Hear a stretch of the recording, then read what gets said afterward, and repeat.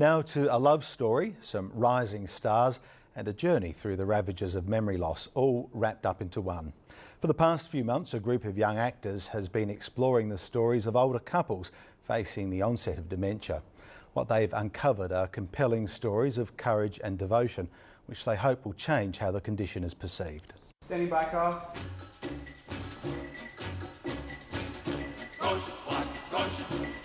Patrick Zerner and Sophia Simmons are preparing to break a leg. Not that they need much luck, their play delighted audiences during the Fringe, so in theatre speak, they're back by popular demand.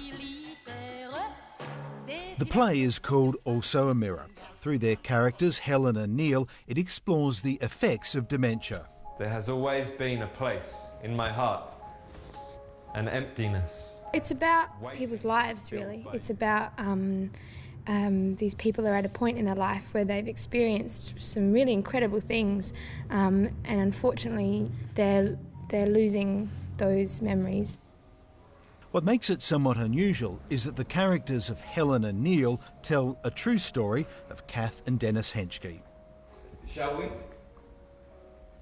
Now aged in their 70s, they live near the ECH daycare centre in Walkerville, where she spends a few days each week. For a number of years now, Kath has had memory impairment problems. The journey has been a one of very slow change, very slow decline. No, close. Sounds like tree. Three. Kath has Alzheimer's disease, and her prognosis long-term is poor. She will eventually lose most of her short-term and long-term memory and her physical functioning. Dennis Henschke says the daycare provides his wife with a sense of community. For the young actors of Urban Myth Youth Theatre, this place has provided a mine full of personal gems. Together, the young and the old spent hours digging those stories out, exchanging confidences and forging some affection.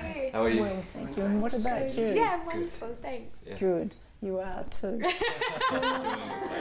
They talked about life and what a wonderful one it has been. The Henschkes married 57 years ago. The couple met when he was at Teachers College at one of the weekly Friday night dances. As the story goes, she marched up to him and sat on his lap. Honestly, I don't remember just plonking on his lap. Did cousin Frank have something to do with it? Yes, I think so. 6 months ago, when the project started, Kath Henschke could recall the story perfectly. Good evening. Oh, g'day. I'm Neil. Oh, Helen. They also spoke of the glorious places the couple travelled to. Do you have a favourite place that you travelled to? It was India, and fortunate enough to be able to get there at the time of the full moon, and it was just absolute magic that night. The Taj Mahal, yeah.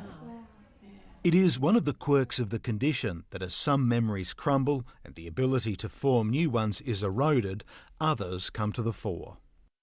Kath's best memory is her long-term memory, and quite often that memory is when people in their 20s and 30s, they were their most active, productive times. So those memories she has are very vivid to her, and they'd be very, very accurate. Those stories have been woven by the cast into a parable of love and affection as people face a trip through adversity.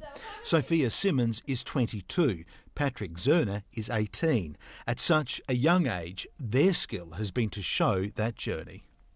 They're playing older moments, but they're holding on to the joie de vivre of youth, really. It's about playing the damage and the melancholy, I suppose, of the moment rather than playing an old person.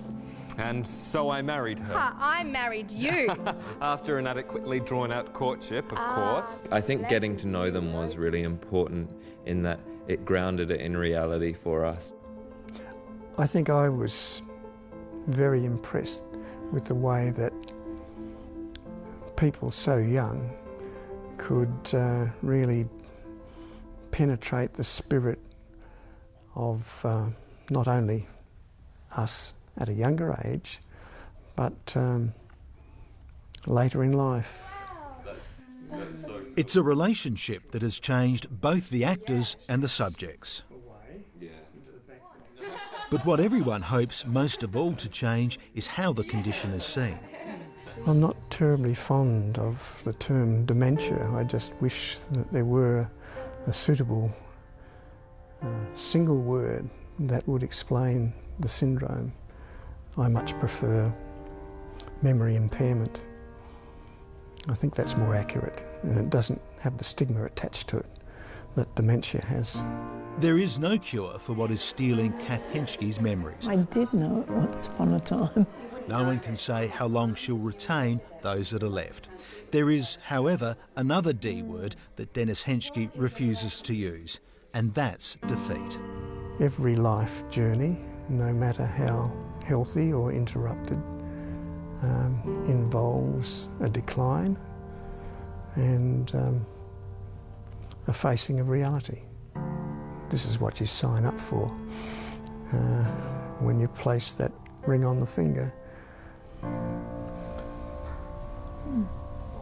Well said.